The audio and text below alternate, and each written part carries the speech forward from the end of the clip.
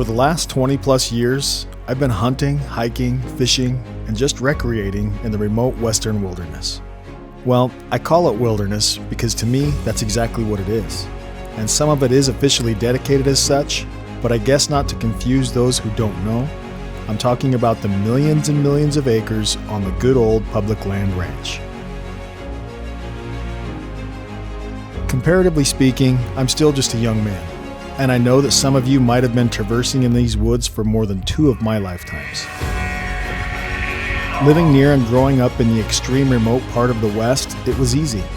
As long as the chores were done and you promised to make it back to school the next day, the world was yours. Step out the back door and start hiking for as long and far as your stocky legs and last year's basketball shoes could take you. Hunting was just what we did. And access to wild lands and untamed ranges that surrounded us was just something that we always had. And for the most part, aside from additional grown-up responsibility and big boy chores, life out here is relatively the same now as it was back then. Only now some of the landscape has changed. As I spend more time, there are noticeable differences out here. Even though transportation and resources are easier to come by as an adult, there are more limitations. Limitations and restrictions on where you can go in some parts of the countryside. There seem to be a few more canyons and mountain ranges that are guarded by miles of orange-painted fence line and even more locked gates than I ever remember having to climb under as a kid. The canyons and mountain ranges are still here, of course, and the elk and deer seem to gravitate to them with the slightest bit of hunting pressure, but it's my ability to actually hunt and explore these few places that is gone. Gone at least to you and me and those who used to roam there and catch trout in the streams as kids. Gone to old man Gamut who used to take out the old Ford and gather firewood or shoot an easy meat buck for the table each fall. No, that canyon is now dead to me. Of course it's not truly dead, but as it is, like many parts of our free land, it has been sold off to the cattleman that, when the state decided it was of little or no greater value to them as recreational land than as a chunk of oil man's change. Now it is just a land for the few, if any. Land that can no longer be conserved or managed by the majorities who care. The Theodore Roosevelt Conservation Partnership states it like this, quote, "Loss of access to the places we love to hunt and fish is one of the biggest threats to the future of conservation and our outdoor traditions. Americans' access to the outdoors is unparalleled in all the world, but there are more competing demands on our natural resources than ever before. Sportsmen can't afford to be edged out. In order to guarantee quality places to hunt and fish, it's critical that we safeguard our country's public lands legacy and the programs that incentivize boosting habitat and opening access on private lands. But we face challenges on both fronts." Unquote. In my experience, I might also add the issues of conservation and management to that plea. If there are not hunters and outdoorsmen to manage the populations and predation, then who or how? I wonder if there are more opportunities for disease and overpopulation, and further unseen issues to ensue. I wonder if it is possible for there to just be too damn many elk for the guarded land to provide. Will the landowners ever need or desire to allow hunters in to help manage the wildlife on their land? And if so, how expensive could this really be to pay to play for hunting access? Don't get me wrong, I often dream of being a wealthy man myself, and the thought of owning my own land to hunt on would be a dream. But in reality, the kind of dough that we're talking about to be able to make that happen is probably never going to find its way into a working man's pockets anytime soon. I've met a few good men who own a lot of land, lots of land, thousands of acres of what once might have been publicly held or has been in the family since the days of Sitting Bull. And for the most part, these guys that I know do allow some limited hunting and access, or at least access through some of their property boundaries. And then there are those landowners who offer an even more limited access to the highest bidder. It's capitalism 101. You have an asset of value that is in demand, you let the marketplace dictate the value for what you can charge for that asset, and you capitalize on your hard work and success for one who, when the timing was right, had the ability and good fortune to make it all happen. And there's nothing wrong with that. It's good landowners like that that do allow us access that we sportsmen need.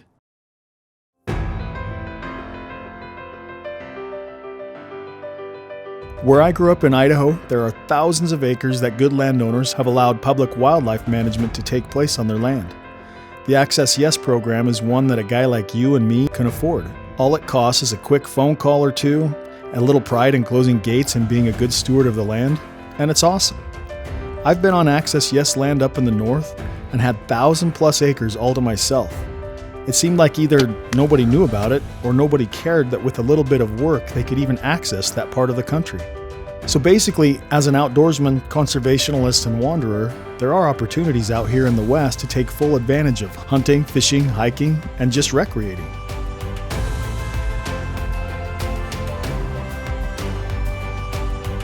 Either find and learn the publicly held lands, know about the Access Yes program, or get a great job, a successful career, and earn the ability to buy your limited access to privately held properties. The amount of accessible land is relatively clear. What might not be so clear is how does the working class man access and hunt it.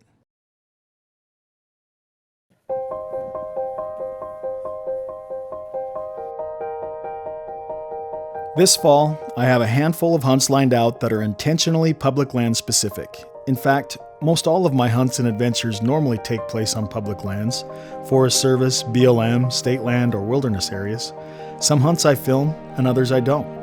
I do have a small private land lease in Oklahoma where I hunt whitetails with some friends, but typically I'm always out hunting somewhere on the public land ranch, chasing pressured deer, antelope, and elk, just like everyone else, and normally with everyone else. This bull was coming in until those jackasses showed up. You can't tell me they didn't know. They drove right over the top of the sign. Closed route. Just pisses me off. Just chewing it up. It's supposed to be wilderness study area. Roadless, off limits, motorized vehicles. 4.5 miles back to the truck, and I am taking a hot bath when I get back. I guarantee that. Hunting pressure from other hunters is just something you have to deal with out here on the public land. It is the land of the free, whether everyone is obeying the laws or not. Most hunters are decent enough to take pride in following all the game regulations and doing things the right way, but there are a select few who don't seem to care as much about the wildlife and the land as the rest of us. There are a lot of other factors that come into play with having a successful hunt on public land, and especially when you're hunting with general season tags in your pocket. The playing field is crowded and the competition is hard. Animals are more weary than ever, and other hunters are often more hungry. So how does a guy consistently find good success hunting on public land? What I'm doing is just double checking on my maps where I'm at, making sure that I'm still on the public land, looking at the areas here of where I want to be and making sure that I've got a good clear travel route of it. And it looks like I've got to stay south because I don't really want to run into some private property up in here. So pretty much have the reign of the mountain. I can do whatever I want on this side of the mountain and then up over into that pocket. And then there's a couple little pieces of private up over in here.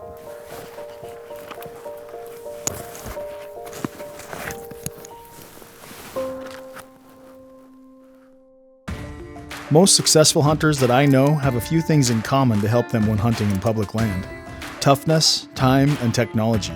I don't know how to help you get more time, and as much as I'd like to keep technology out of my life, there are some things that I just can't go without when hunting in areas checkerboarded by private and public lands. In most cases, my maps are my lifeline. My little black book, you might say, with years of information accumulated from dozens of hunts all over the West. After spending countless hours looking over maps, marking waypoints, and just doing some general digital scouting from my desktop, I cache those maps on my phone or GPS device so that I can access them later if I'm hunting in an area with little or no cell coverage. About 3 o'clock, up the canyon I go.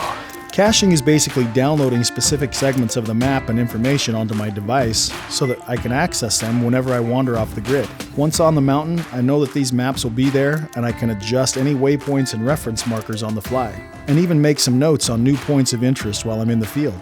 And now a new feature with my onX Maps, I have the ability to share waypoints and locations via text or email with my wife, brother, or other hunting partners. So I can tell they're satellite bulls, raghorns. I'm hoping that the herd's not in that thick timber there, because if they are, they can stay there. I ain't going after them. Now that the rain squall's passed for now, back up to the top. The only thing I know how to do well in hunting is to climb hard and keep walking. And I like to stay mobile and cover lots of miles. When hunting in familiar areas, I like to hit all the old traditional places where I've either killed an animal or have come really close before. It's hard not to go back to those areas where you've had good success in the past, but nothing out here is ever a guarantee. Seasons change, winds change, hunting pressure changes, and just when you think you've got it all figured out, you run into something out of your control that can either make or break your hunt. High winds, lots of rain, cold kind of hunkers them up sometimes. But then also just, there's been tons of pressure up here. I'm kind of ticked. Like, this is a roadless area. There's roads, but they closed it all off. And there's at least 2 sets of truck tires in here and at least 2 or 3 different quads. It's just not fair. I mean, I bust my balls to get back in here 4.5, 5 miles. Packing out elk on foot. And some hoser comes in here in their truck and quad and just blows it all out. Oh, it is what it is, you know? It is what it is.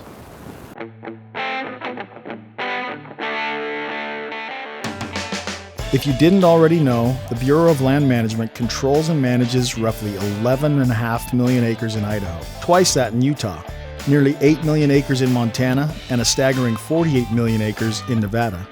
Add that to the massive amounts of Forest Service and other state-owned lands in the West, and you can see how difficult that might be for government entities to manage law enforcement out here. Resources are limited, and the sheer amount of land mass is daunting. That's why it's up to us as stewards and conservationists to do what's right and take it upon ourselves to help police and patrol, and just help the law enforcement out whenever we can. Hunting is difficult enough if we all played fair, but it's even more challenging when there are a few out there who don't. Nothing ever comes easy out here, and rarely is a hunt ever successful with just a little effort. Over time, a guy can learn from experience and find some good success. And sometimes, just when you think you've got it all figured out and it's all going in your favor, nature takes control, slaps you into reality, and blasts you off the mountain.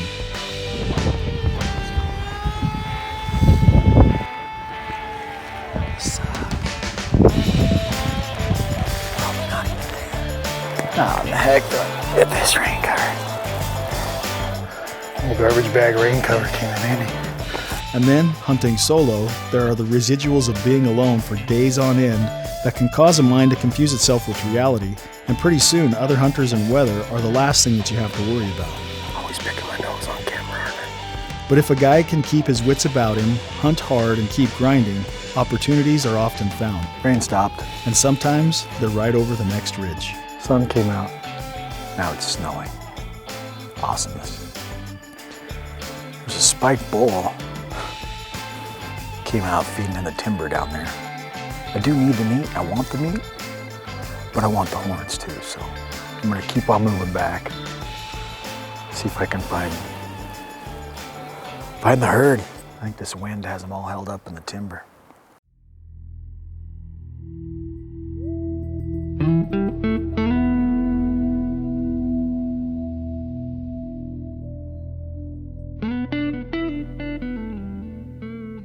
Over the years, there have been so many times when I just didn't have my mind right. Times when I was thinking about a ball game, a road trip, or my next business move. And my mind was wandering nowhere even remotely close to where I was hunting. And I'm usually jolted out of my swollen mind state by walking right into a chip shot situation. A gimme. An easy opportunity for someone who is thinking clearly, but so many times I've just been left standing in a duh moment of what the hell. Not really comprehending what just happened, other than knowing that I screwed up on an easy opportunity to make a clean kill. Sure enough, bumped up 3 bulls right here. I wonder if it's the same 3 bulls that I seen yesterday. Except for the one bull, I would have shot him. He definitely was more mature, heavy. I didn't get him on film. I got the other 2 because I was able to get my call out and stop them and brought the little one back. In fact, he's probably still down here dinking around. Dang it, because they hung up out there at 50 yards. So I got behind this tree right here. You can see my bow sling still right there. Got behind that tree. I pulled out the rangefinder before I did anything. I'm like, 49 yards on the one. The big bull was at 52, and I'm like, okay. Took my pack off. Then he knew something was up. He must have seen me. The other two didn't see me, but he must have seen me because he was gone. Dang it. Here I was moping because I wasn't seeing much. That's a good bull. I wonder, there must be a couple of strokers with the cows if a bull like that doesn't have any cows with him. That was fun. Keep going. See what else I find. Rain's coming again. It just stinks. Not for hunting, but it just stinks for filming. It's pain. Pain in the butt.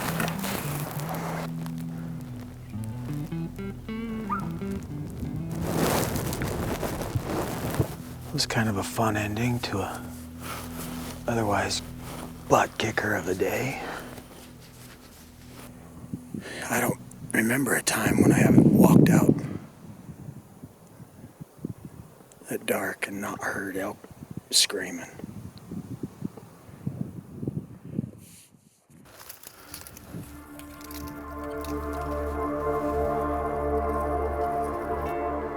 Staying in the moment mentally is important. When I'm thinking clearly, I always try to tell myself that it could happen at any time. In fact, most of the time my mind is so focused on the hunt and I'm working so hard that I actually expect it to happen at any time.